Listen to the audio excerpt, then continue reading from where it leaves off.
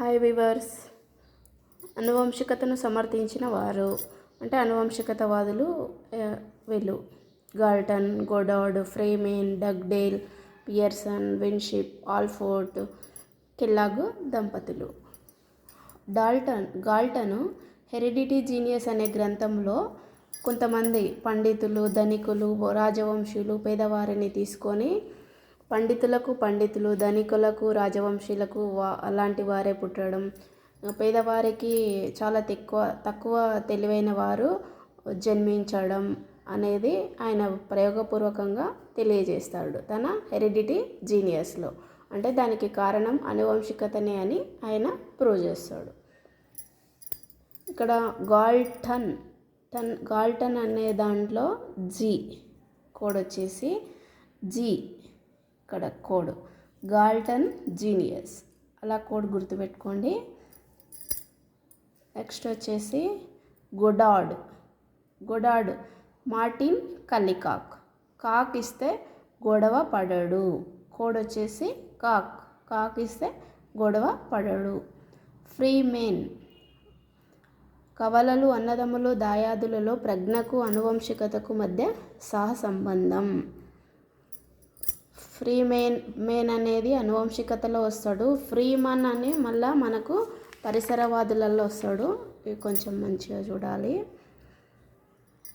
ఇక్కడ ఫ్రీగా ఇచ్చిండ్రంటే మనుషులకి ఈ సహసంబంధం అనేది ఫ్రీకి మ్యాన్కి మధ్య సహసంబంధం అనేది ఉంటుందని గుర్తుంచుకోవాలి.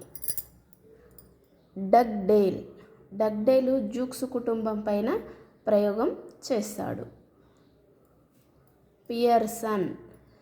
పియర్సన్ అనే సోపు హోమిని కుటుంబంలో, డార్విన్ అనే కుటుంబంలో ఉంటుంది అని కోడు. పియర్సన్ అనేది సోపు కాబట్టి ఎక్కడుంటుంది? హోమ్ అంటే ఇంట్లో. డార్విన్ అనేది కూడా కుటుంబం కాబట్టి అలా గుర్తుంచుకోవాలి. విన్షిప్ అనేది షిప్ ఇస్తే ఎడ్వర్డ్ అనే కుటుంబం పైనే చేస్తారు కాబట్టి ఇది షిప్ అంటే షిప్ ఇస్తే పిల్లవాడు ఏడ్వడు, కోడు. ఆల్ అంటే అన్నీ. ఇక్కడ వ్యక్తుల సుఖదుఖాల వైవిధ్యానికి కారణం అనువంశికత. ఆల్ అనువంశికత అని గుర్తుంచుకోవాలి. సుఖదుఖాలు అన్నింటికి ఆల్ అని కూడా గుర్తుంచుకోవచ్చు. కెల్లాగ్ దంపతులు డొనాల్డ్ అనే శిశువుకు గువా అనే చింపాంజీకి ఒకే పరిస్థితి కల్పించినప్పటికీ గువా తన జంతువు వలె ప్రదర్శిస్తుందని వాళ్ళు ప్రూవ్ చేస్తారు. సో కెల్లాగ్ దంపతులు గువా అనే చింపాంజీ అని గుర్తుంచుకోండి. దీనికి ఒకవేళ కోడ్ అంటే కెల్లాగ్, ఇక్కడ గువా అనే చింపాంజీ. కెల్లాగ్ గువా అనే చింపాంజీకి డొనాల్డ్ అనే శిశువుకు ఒకే పరిస్థితి కల్పించిన కానీ అనువంశికత ప్రభావం వల్ల గువా అనేది తన జంతువు లక్షణాలనే ప్రదర్శిస్తుంది. నెక్స్ట్ పరిసరాలను సమర్థించిన వాళ్ళలో WC Bagley, Freeman, Gordon, JB Watson. WC Bagley పాఠశాల వసతులకు వ్యక్తుల వికాసానికి సహసంబంధ గుణకము ఎక్కువ అని తన ఎడ్యుకేషనల్ డిటర్మినిజం అనే గ్రంథంలో తెలిపాడు. ఇక్కడ ఎడ్యుకేషన్ అనేది ఇక్కడ కోడ్ డబ్ల్యూని ఇలా తిప్పి రాసిన ఎడ్యుకేషన్ డిటర్మినిజం అనేదన్నా గుర్తుంచుకోవాలి. ఇంకొకటి ఎడ్యుకేషన్ ఈయన పాఠశాల వసతులకు వ్యక్తుల వికాసానికి సహసంబంధ గుణకం ఎక్కువ అని తెలియజేసిండు. అంటే పరిసరం అనేది ఒక శిశువు పైన ఎంత ప్రభావం చూపిస్తుందో ఈ గ్రంథంలో తెలియజేశాడు. ఫ్రీమన్ అనేవి రెండు అనుకుంటే మిల్డ్రెడ్, రూత్ అనే కవలలలో ప్రజ్ఞ తేడా, వీళ్ళిద్దరి మధ్య తేడా అని గుర్తుంచుకోండి. అక్కడనేమో ఫ్రీ మేన్ అంటాడు. మేన్ అంటే కవలలు, అన్నదమ్ములు వచ్చేస్తారు అనువంశికతలో. ఇక్కడ మిల్డ్రెడ్ మన్ అంటే కూడా మిల్డ్రెడ్ అని అట్లా కూడా గుర్తుంచుకోవచ్చు. అంటే మెయిన్ అన్నప్పుడు కవలలు, అన్నదమ్ములు. మన్ అన్నప్పుడు మిల్డ్రెడ్, రూత్ అనే కవలలలో ప్రజ్ఞలో తేడాను తెలియజేస్తాడు. అంటే కవలలైనప్పటికీ వాళ్ళ ప్రజ్ఞలో తేడా ఉండడం అనేది పరిసరవాదాన్ని తెలియజేస్తుంది. గోర్డెన్, దీన్నే గోర్డన్ అని కూడా ఇస్తుంటారు. ఈ గోర్డన్ అనే వ్యక్తి పడవ జిప్సీ నడిపే పిల్లలను గమనించి చిన్నప్పుడు ప్రజ్ఞాలబ్ధి ఎక్కువగా ఉంటే పెరిగే కొద్దీ తగ్గుతుందని తెలుపుతాడు. అంటే స్కూల్కి దూరం అయ్యే కొద్దీ వాళ్ళ ప్రజ్ఞ తగ్గుతుందని కూడా తెలియజేస్తాడు Gordon. Next JB Watson. Watson dozen, code వచ్చేసి వాట్సన్ డజన్ మంది పిల్లల్ని ఇస్తే ఎలా కావాలంటే అలా తయారు చేస్తాను అంటాడు. జేబీ వాట్సన్ ఇంపార్టెంట్ ఈయన పరిసరవాది. నెక్స్ట్ వచ్చేసి వుడ్వర్త్ కూడా ఇంపార్టెంట్. అనువంశికత పరిసరాల రెండు సమిష్టి ఉత్పన్నమే వ్యక్తి అంటాడు. అందరు వేరువేరుగా చెప్తే ఈయన రెండు కావాలి అంటాడు. అనువంశికత పరిసరాలు రెండు ఇంపార్టెంటే అని చెప్తాడు. నెక్స్ట్ వచ్చేసి నోమ్ చామ్స్కీ గురించి చూద్దాం. నోమ్ చామ్స్కీ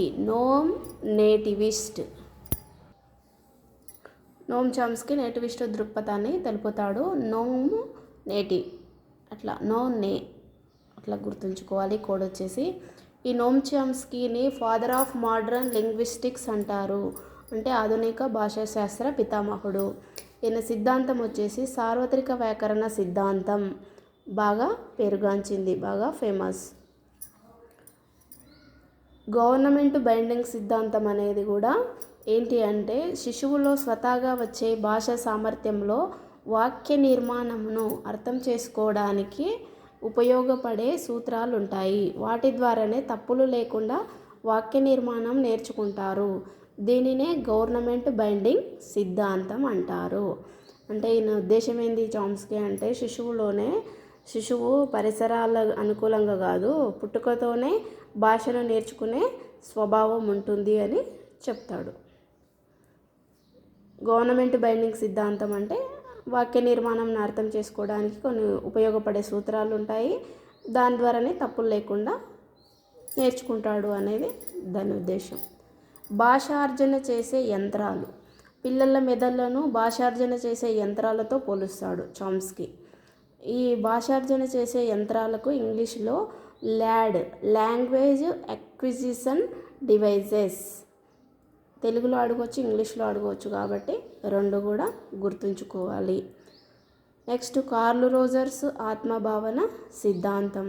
దీనికే మరో పేరు స్వీయ వికాస సిద్ధాంతం అని, ఆత్మ వికాస సిద్ధాంతం అని కూడా అంటారు. కార్ల్ రోజర్స్ వచ్చేసి అమెరికా. అబ్రహం మాస్లోతో కలిసి ఈయన ఈ ఆత్మభావన సిద్ధాంతాన్ని ప్రతిపాదించాడు.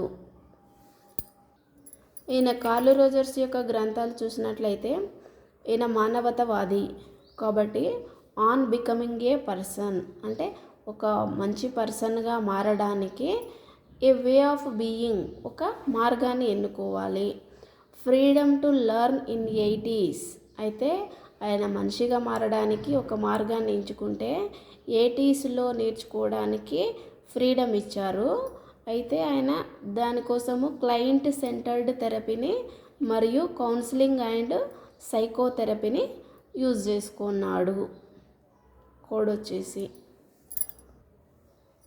ఆత్మ ప్రస్తావన అనే అంశం గురించి వివరించిన వారిలో కూడా చాలా ప్రాముఖ్యత గల శాస్త్రవేత్త ఎవరు అంటే కార్ల్ రోజర్స్. అడుగుతుంటాడు ఆత్మ ప్రస్తావన అనే అంశం కింది వారిలో వీరికి చెందినది అంటే కార్ల్ రోజర్స్. అలాగే వాళ్ళ గ్రంథాలు ఇచ్చేసి వీళ్ళకు చెందింది వీళ్ళ చెందంది అని కూడా అడుగుతుంటాడు కాబట్టి ఈ గ్రంథాలు కూడా గుర్తుంచుకోవాలి. ఇందులో ముఖ్యంగా ఆదర్శ ఆత్మ, వాస్తవిక ఆత్మ అని ఉంటాయి. ఆత్మభావన సిద్ధాంతంలో ఒక వ్యక్తి తాను ఎలా ఉన్నాడో తెలిపితే అది వాస్తవిక ఆత్మ, ప్రజెంట్ గురించి తెలిపితే అది వాస్తవిక ఆత్మ. ఒక వ్యక్తి ఎలా ఉండదలుచుకున్నాడో, బతకదలుచుకున్నాడో ఇది ఫ్యూచర్కి సంబంధించింది ఆదర్శ. ఒకరికి ఆదర్శంగా ఉండాలి అంటే మనం ఫ్యూచర్లో ఎలా ఉండాలో అని చెప్పేది. వాస్తవం ఎలా ఉన్నాడు, ప్రజెంట్ ఉన్నది వాస్తవిక ఆత్మ. అలా గుర్తుంచుకోవాలి. ఒక వ్యక్తి పయనము ఇక్కడ నుంచి ఇక్కడికి సాగుతుంది అని ఇస్తాడు. వాస్తవిక ఆత్మ నుంచి ఆదర్శాత్మ, ఆదర్శాత్మ నుంచి ఆదర్శాత్మ. ఇది ప్రీవియస్ క్వశ్చన్. వాస్తవిక ఆత్మ నుంచి ఎవరైనా ఆదర్శ ఆత్మకి ప్రయాణిస్తారు, అంటే వాళ్ళ యొక్క ప్రయాణం అనేది అటువైపు కొనసాగుతుంది. ఆదర్శ ఆత్మకు వాస్తవిక ఆత్మకు దూరం తగ్గిందా పెరిగిందా అని తెలుసుకొనుటకు ఉపయోగించేది సెమాంటిక్ డిఫరెన్షియల్ టెక్నిక్. ఇక్కడ ఒకవేళ మీకు అంతగా ఇబ్బంది అనిపిస్తే ఆదర్శ, సెమాంటిక్, ఇక వీటికి మధ్య దూరం అంటే డిఫరెన్స్ కాబట్టి డిఫరెన్షియల్ టెక్నిక్ కోడ్. మానవతావాదులు కింది వాటిలో మానవతావాదులు ఎవరు అని అడగొచ్చు. Abraham Maslow, curl Rogers, Ralph lintel, వీళ్ళు ముగ్గురు కూడా మానవతావాదులు. అబ్రహాం మాస్లోదేమో అవసరాల క్రమానుగత శ్రేణి సిద్ధాంతం, కార్ల్ రోజర్స్దేమో ఆత్మవికాస సిద్ధాంతం. ఈ రెండు కూడా మానవతా ఉపగమ సిద్ధాంతాలే అగును. నెక్స్ట్ ఇంపార్టెంట్ ప్రజ్ఞ యొక్క డెఫినేషన్స్, వీటికి కోడ్స్. మామూలుగా ప్రజ్ఞ అంటే ఏంటి?